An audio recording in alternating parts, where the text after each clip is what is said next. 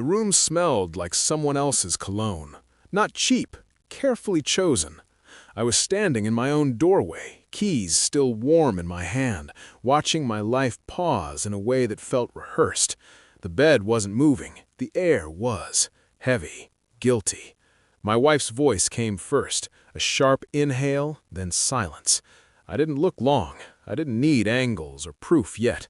I already understood the geometry of betrayal, the way two bodies arrange themselves when they think they're unseen. Her best friend's husband adjusted his cufflinks.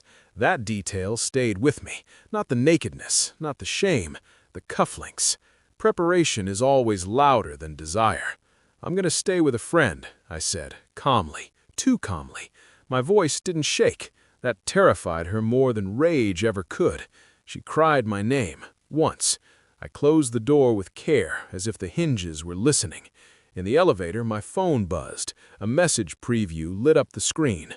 "If you want to join Thanksgiving, come wash the dishes." My daughter-in-law. I smiled for the first time that night. "Enjoy," I replied.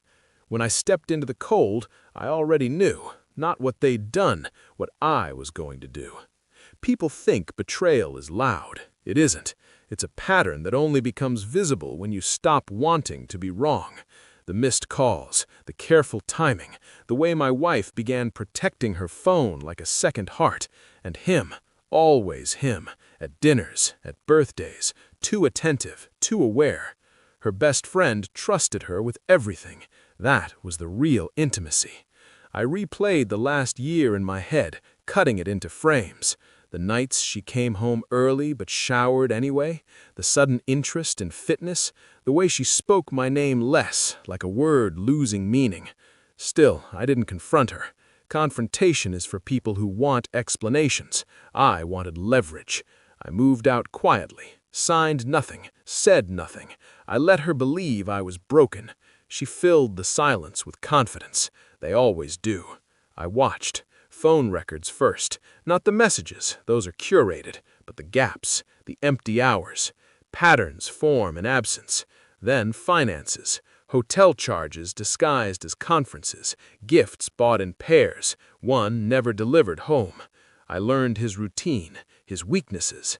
Men like him mistake secrecy for intelligence. I stayed polite, cordial, distant.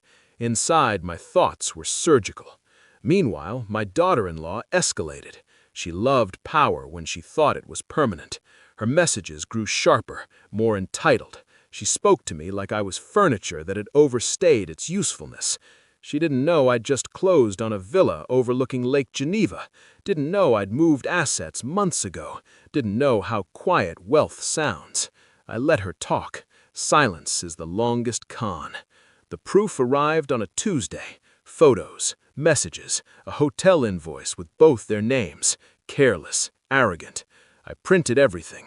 Paper makes lies heavier. That evening I returned to the house. My wife froze when she saw me. Relief and fear collided on her face. I laid the folder on the table, didn't open it. "Is there anything you want to tell me?" I asked. She lied, beautifully, uselessly.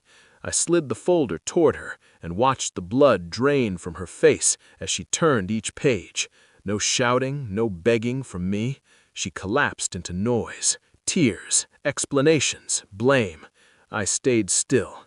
"You didn't leave," she whispered. "You planned." "Yes," I said. That was the last honest thing between us. The fallout was precise.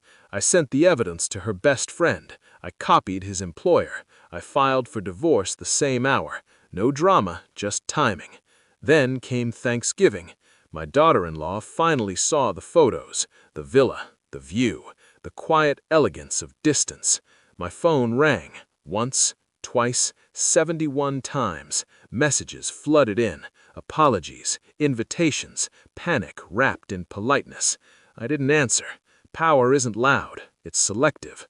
My wife tried one last time, showed up unannounced, broken, smaller.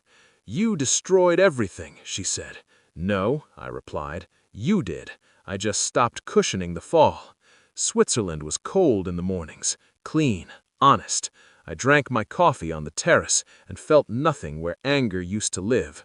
No triumph, no grief, only space. Betrayal teaches you something brutal and useful. Love is a privilege, not a guarantee. They lost everything chasing what they thought was hidden. I gained distance, clarity, and silence. And silence? Silence never betrays you.